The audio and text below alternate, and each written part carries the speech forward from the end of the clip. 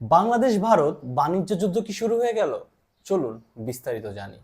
আমরা যদি 5ই আগস্ট পট পরিবর্তনের পরবর্তী সময়টা চিন্তা করি, তখন ভারত বাংলাদেশের যে দ্বিপাক্ষিক সম্পর্ক আছে সেই সম্পর্কে কিন্তু অনেকটা টানাপোড়েন সৃষ্টি হয়। দুদেশের এই রাজনৈতিক সম্পর্ক টানাপোড়েনের কারণে দুদেশের বাণিজ্যিক সম্পর্কেও বিভিন্ন ধরনের সমস্যা সৃষ্টি হয়।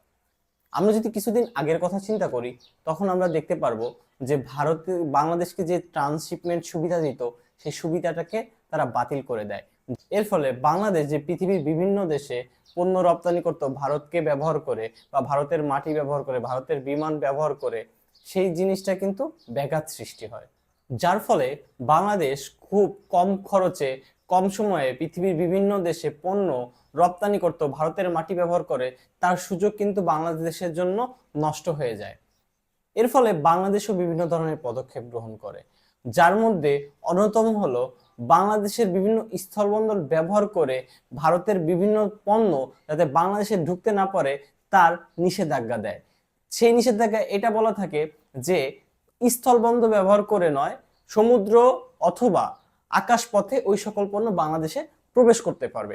তার মধ্যে অন্যতম ছিল ভারতের সুতা, যেখানে প্রতি বছরে বাংলাদেশ $1.6 বিলিয়ন সুতা ভারত থেকে আমদানি করে, তার 1/3 আসতো স্থলপথে।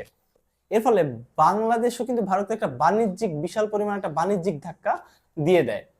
এরই ফলশ্রুতিতে ভারতও বাংলাদেশের বিভিন্ন পণ্যের উপর স্থলবন্দর ব্যবহার করে ভারতে যাতে রপ্তানি করতে না পারে তার নিষেধাজ্ঞা দেয়। তার মধ্যে অন্যতম হচ্ছে পোশাক খাত, তার মধ্যে অন্যতম আছে বিভিন্ন কাঠজাতীয় শিল্প বা বিভিন্ন ধরনের প্রক্রিয়াজাত পণ্য, এই ধরনের পণ্য।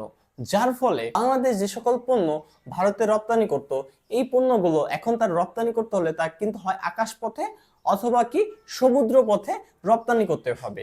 কিন্তু আপনি চিন্তা করেন, বাংলাদেশ যদি আকাশ পথে বা সমুদ্র পথে এই সকল পণ্য রপ্তানি করে তাহলে কি হবে? তার সময় বেশি লাগবে, অর্থ বেশি লাগবে।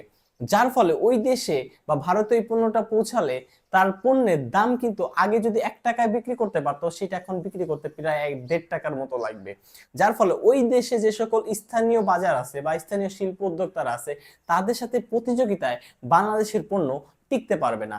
এর ফলে বাংলাদেশের যে সকল ব্যবসায়ী আছে তারা ক্ষতিগ্রস্ত হবে।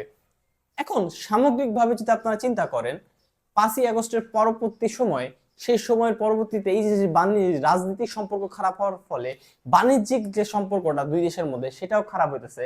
যার ফলে আমরা এটা বলতে পারি যে ভারত বাংলাদেশের মধ্যে যে বাণিজ্যিক যুদ্ধটা সেটা কিন্তু অনেকাংশে শুরু হয়ে গেছে। এখন দেখার বিষয় এই যুদ্ধ কত দূর গিয়ে থামে। বাংলাদেশ কি এর পরবর্তীতে কোনো পদক্ষেপ গ্রহণ করবে, নাকি এই পর্যন্তই থাকবে, নাকি এই বাণিজ্য যুদ্ধের পরিমাণটা আরো বৃদ্ধি পাবে? ধন্যবাদ।